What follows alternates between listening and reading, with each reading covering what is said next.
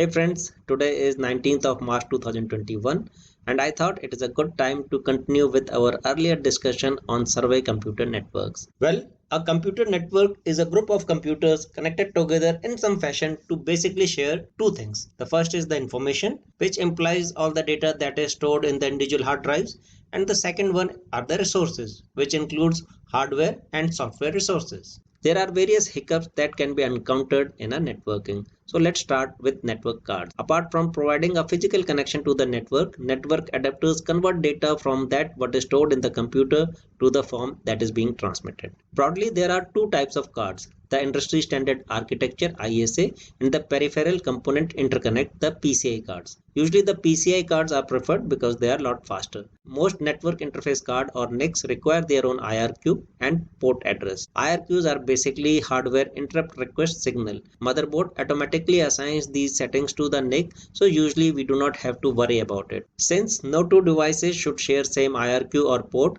resource conflict can cause network comp problem. When running a network troubleshooting, the Windows Diagnostics probe for conflicting resources and reallocates the free resources.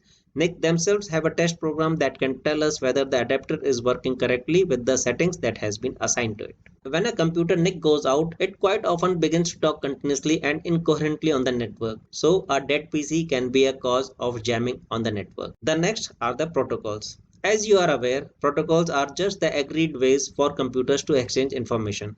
Now these protocols can be divided in hardware and software protocols. Hardware protocols define how the hardware devices will operate and work together. For instance, the 100 base T is a hardware protocol specifying exactly how two 100 base T devices will exchange information and what they will do if there is an improper transmission or interruption. On the other hand, the programs communicate with each other via software protocols. Different network protocols are intended for networks of different sizes. Transmission Control Protocol and Internet Protocol (TCP/IP) is the Windows protocol for the globe-spanning networks such as the Internet. Based largely on the network geographical size, the networks are divided in two types: the local area network and the wide area networks. The network on a ship, as you are aware, is a local area network or a LAN. But now increasingly there is a thrust to connect the local area networks to the WAN. WANs are just a set of connecting links between LANs.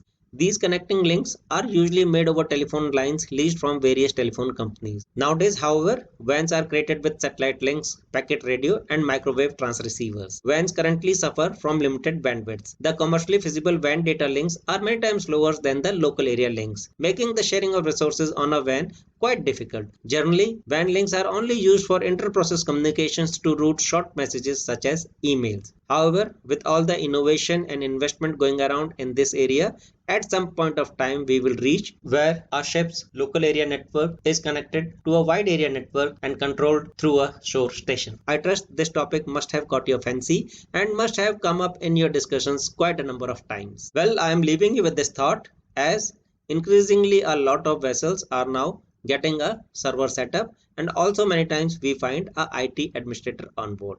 I hope this was interesting and maybe a little bit informative. Take care. We'll see you around.